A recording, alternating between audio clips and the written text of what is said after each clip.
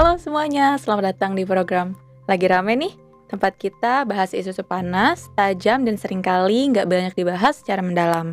Saya Pulnantia Kanti, dan kali ini kita akan membahas tentang perkembangan terbaru dari konflik di Timur Tengah yang semakin memberikan tekanan terhadap krisis energi global.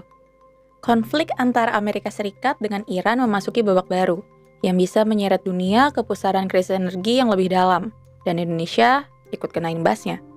Negosiasi damai antara AS dengan Iran berakhir buntu. Alih-alih berdamai, kini konflik terancam masuk ke tingkat eskalasi yang lebih tinggi. Sementara Selat Hormuz masih menjadi isu strategis di tengah konflik terbuka tersebut. Setelah gagal tercapai kesepakatan damai, Iran bersikeras menerapkan skema tol laut, di mana kapal tanker yang melintasi Selat Hormuz dikenakan biaya tambahan. Nah, Trump pun tidak tinggal diam. Ia melontarkan ancaman baru, yaitu blokade Selat Hormuz. Nah, ketegangan ini bukan cuma soal perang, tapi bisa bikin harga minyak dunia kian melonjak. Nah, pertanyaannya, bagaimana dampaknya ke Indonesia?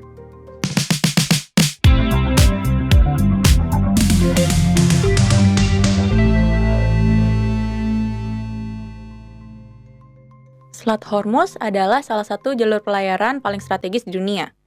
Sebagian besar pasokan minyak global melewati titik ini setiap harinya.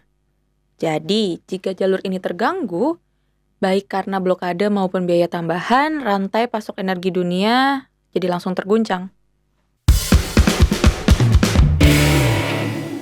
Ancaman blokade dan tol laut akan meningkatkan biaya distribusi minyak. Dalam skenario terburuk, pasokan berkurang, biaya pengiriman naik, dan harga minyak global jadi melonjak. Harga minyak bahkan berpotensi menembus $100 AS per barrel atau lebih. Dan ketika harga minyak naik, dampaknya tidak bisa dihindari. Indonesia sendiri masih bergantung pada impor minyak. Artinya, kenaikan harga global akan langsung berdampak ke dalam negeri. Jika harga minyak dunia melonjak, harga BBM non-subsidi berpotensi naik signifikan. Beban subsidi energi meningkat, dan tekanan pada APBN jadi semakin besar.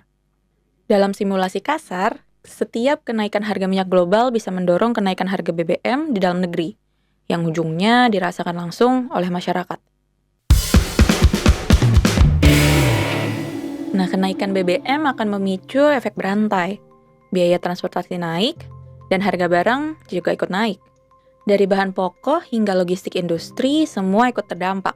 Akibatnya, inflasi meningkat, daya beli masyarakat melemah, dan aktivitas ekonomi jadi melambat. Krisis energi bisa berubah jadi krisis ekonomi jika tidak dikelola dengan baik. Di tengah krisis, ada pihak yang diuntungkan. Negara produsen minyak akan menikmati lonjakan pendapatan. Perusahaan energi global berpotensi mencatatkan keuntungan besar. Sementara negara pengimpor minyak seperti Indonesia justru harus menanggung tekanan berat. Ancaman blokade Selat Hormuz bukan sekedar isu geopolitik. Ini adalah ancaman nyata bagi ekonomi global, termasuk Indonesia. Dari harga BBM, inflasi, hingga daya beli masyarakat, semuanya bisa terdampak. Nah, pertanyaannya sekarang, jika krisis energi benar-benar terjadi, seberapa siap Indonesia menghadapinya? Nah, kalau kalian punya pendapat atau pandangan lain tentang topik ini, jangan ragu untuk tulis di kolom komentar ya. Dan jangan lupa untuk like dan subscribe supaya kamu nggak ketinggalan episode-episode menarik lainnya. Saya Pulnantia Kanti, sampai jumpa di episode selanjutnya. Tetap kritis, tetap waras.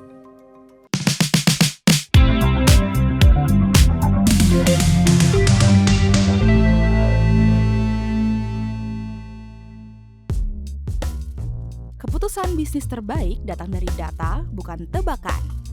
Mudah berlangganan Business Insight dengan subscribe with Google.